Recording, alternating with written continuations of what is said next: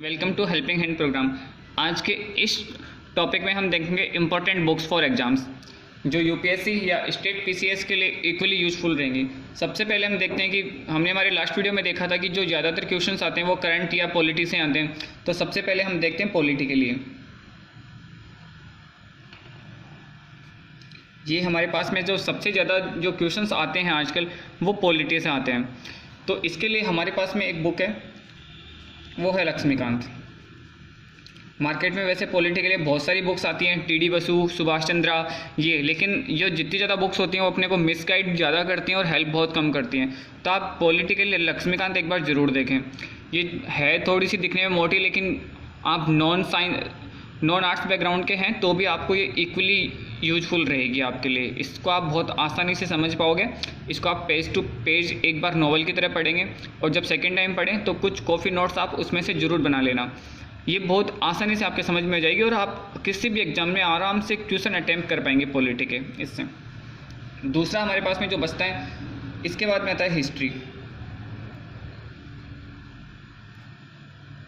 History जो हमारे पास में आती है वो 3 पोर्शन में डिवाइड होकर आती है। सबसे पहले जो हमारे पास में जो हिस्ट्री आती है वो एंसेंट,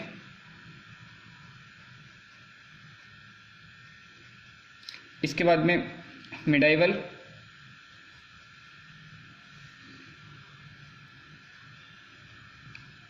और तीसरी मॉडर्न। एंसेंट हिस्ट्री का आजकल कुछ ज़्यादा पोर्शन रहा नहीं है तो इसमें कुछ ज़्यादा देखने की ज़रूरत नहीं है। इसमें आप सिर्फ और सिर्फ एनसीईआरटीज़ देख लीजिए, अगर क्वेश्चन होगा तो उसी से हो जाएगा।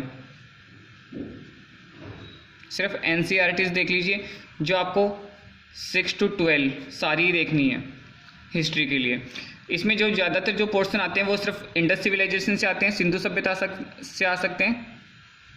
तो आप सिंधु सभ्यता जरूर से देखें, या फिर उसके बाद ये मौर्य काल।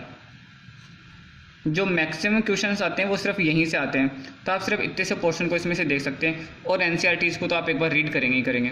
इसके बाद में जो मिडाइवल आता है, तो मिडाइवल का भी कुछ ज़्यादा पोर्शन आजकल रहा नहीं है, सिर्फ इसमें आजकल मुगल काल पे फोकस किया जाता है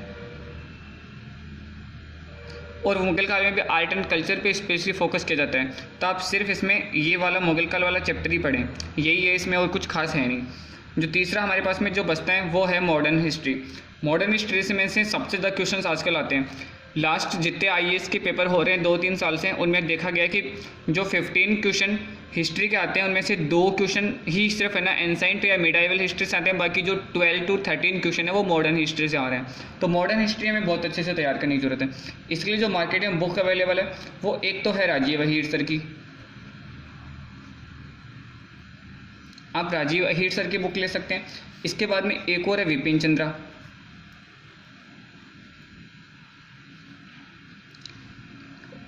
2008 से पहले विपिन चंद्रा सर की जो अभी करंट में जो बुक आती है वो एनसीईआरटी ही आती थी, लेकिन किसी कारणवश इसको बंद कर दिया गया है और इन्होंने उसी एनसीईआरटीज़ को बुक के रूप में छाप दिया है। तो ये आपके लिए बहुत यूजफुल रहेगी, क्योंकि एक तरह से एनसीईआरटी है, इनकी लाइन टू लाइन सिर्फ एनसीईआरटी है, बस अब ये एनसीईआरटी के रूप में आना बंद हो गई है। तो आप इसको पढ़ सकते हैं या इसको पढ़ सकते हैं, इक्वली यूजफुल है दोनों ही।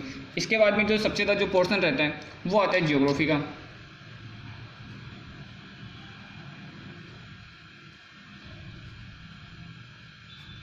ज्योग्राफी में मैपिंग के क्वेश्चन भी आते हैं आजकल, और मैपिंग के अलावा जो और फिजिकल ज्योग्राफी से आते हैं, तो इसके लिए एक बुक आप देख सकते हैं जीसी लियोंग सर की।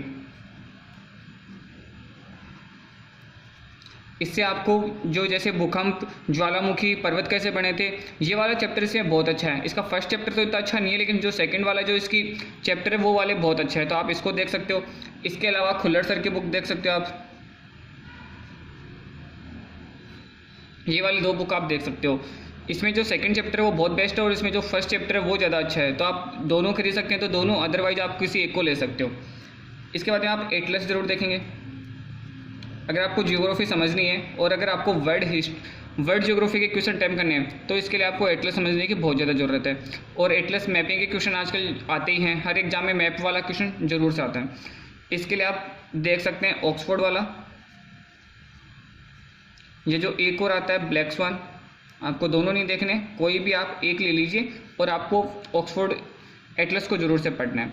एटलस को पढ़ोगे तो आपको इंटरनेशनल रिलेशन समझ में आएंगे, वर्ल्ड ज्योग्राफी भी आराम से समझ में आएगी। जो वर्ल्ड ज्योग्राफी के मिनिमम 2 क्वेश्चन हर एग्जाम्स में आते हैं वो आप आराम से अटेम्प्ट कर पाओगे इसको लेकर। इसके बाद में है हमारे पास में जो 4th मेजर सब्जेक्ट है जो है इकोनॉमिक्स।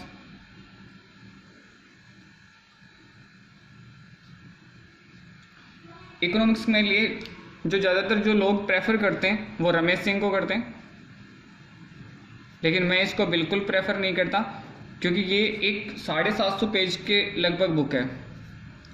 इसमें अबाउट 750 पेज है, तो इसको अगर आप मुश्किल से पढ़ पाते तो फिर रिवीजन नहीं कर पाएंगे।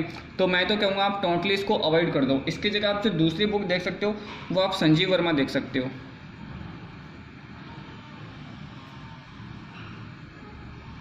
ये संजीव वर्मा सर पहले गुजरात कैडर में IAS रह चुके हैं और इसके बाद में सेक्रेटरी भी रहे हैं। इनकी जो बुक आती है वो लगभग 250 पेजेज की है। इसको आप पढ़ भी पाओगे और इसको आप रिवीजन भी कर पाओगे, तो मेरे ख्याल से आप ये वाले बुक ले सकते हैं इसके लिए।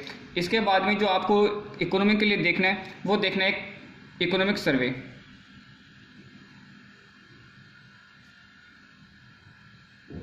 आपको इकोनॉमिक सर्वे जरूर से देखना है। ये Feb 28 के लगभग आता है, या तो 27 को आता है या फिर 28 को आता है। जो वर्किंग डे होता है लास्ट उसके एक दिन पहले आता है। इसको आप ज़रूर से देखेंगे और इसको आप जितना गहराई से पढ़ेंगे ये आपके लिए उतना यूजफुल रहेगा, क्योंकि इसमें सारे डेटा आ जाते हैं। जनसंख्या के डेटा भी इसी में आ जाएंगे, बजट इसी में आ जाएगा, और कृषि और उद्योग, इस तरह के सारे डेटा इसी में आएंगे। तो आप इकोनॉमिक सर्वे को जरूर से पढ़ें। इसको कम से कम आप 3 दिन पढ़ें और 3 दिन पढ़ने के बाद में आप इसमें से कॉपी नोट जरूर बनाएं। आप इसमें से कॉपी नोट जरूर बनाएं।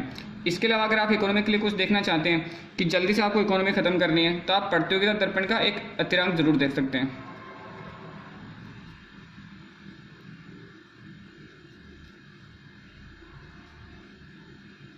तो आप ये जरूर से देख सकते हैं, इससे आपको इकोनॉमी में बहुत हेल्प हो जाएगी। अगर आपको जल्दी से इकोनॉमी सिर्फ खत्म ही करनी है तो आप प्रतियोगिता दर्पण जरूर देख सकते हैं, क्वेश्चन फिर भी अटेम्प्ट कर पाओगे। इकोनॉमिक सर्वे आप स्किप नहीं करेंगे, ये आपसे जरूर देखें। जो कि आप इकोनॉमिक सर्वे देखें तो अगर आपका एग्जाम 2017 में है तो आपको करंट वाला ही लेना है, पुराना नहीं लेना आपको इकोनॉमिक सर्वे। तो अगर आप ये 4-5 बुक्स पढ़ेंगे तो आपके सिलेक्शन के चांसेस बहुत ज़्यादा बढ़ जाएंगे। ऐसा नहीं है कि सिर्फ इन बुक्स के लेने से 100% सिलेक्शन ही हो जाएगा, लेकिन आप अच्छी तरह से पढ़ेंगे तो चांसेस बहुत ज़्यादा बढ़ जाएंगे। Thank you, best of luck.